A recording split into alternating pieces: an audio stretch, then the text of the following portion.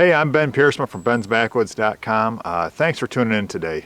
I'm going to do a quick short video on sharpening this LT Wright Leuku, which is a big Scandinavian ground chopper. So this sharpening technique that I use on this is the way I tune this Leuku to do some chopping and to keep its carving abilities. So stay tuned.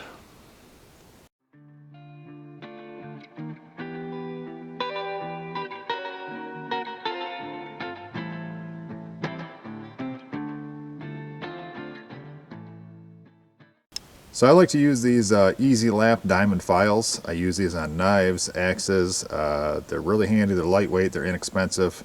And I'm going to show you guys how I tune up my Scandi ground big chopper type knife.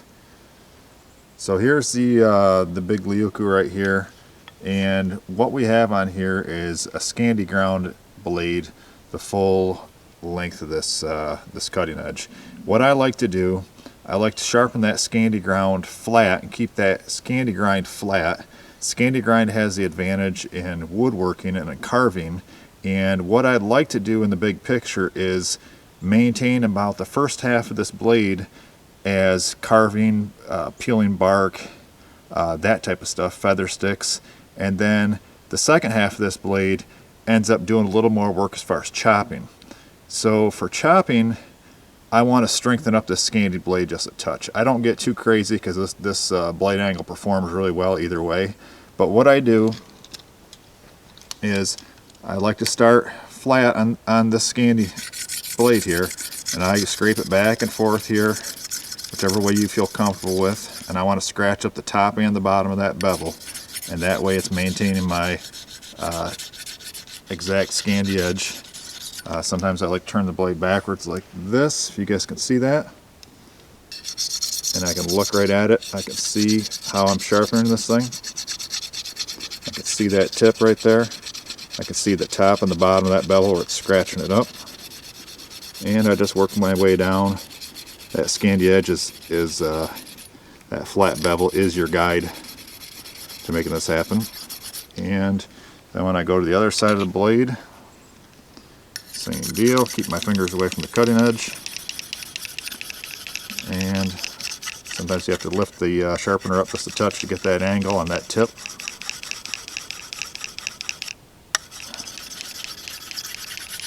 And then what I do here, so this first half I'm gonna leave flat Scandi for carving. The second half up in here, what I'll do is take this top shoulder here, and I'm just gonna hit this just a touch and just kind of slowly start wearing down that shoulder a little bit.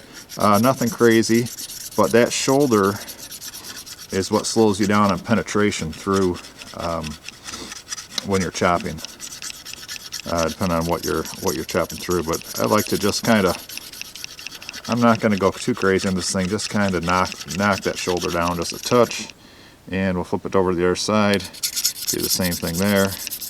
You'll see that shoulder start to shine up a little bit. And I feel like this is going to just give you a little less resistance when chopping through stuff. Now, same thing, what I'll do is on that final edge right there is I'm going to put just a slight secondary bevel. This is a 1200 grit file right here. This isn't super, this is not removing a ton of metal. So I don't want to change this blade a whole lot. I'm just fine tuning it for a little more better chopping capability. So I will just lightly change that angle. I'm not on the bevel here. I'm going a little steeper. If you guys can see, that's on the bevel. That's going a little steeper. That's adding that little secondary bevel right there. So what that's doing is this second half of the blade, that's just going to sharpen up and strengthen up. You're just strengthening that cutting edge because you're sharpening it, a secondary bevel on a steeper angle.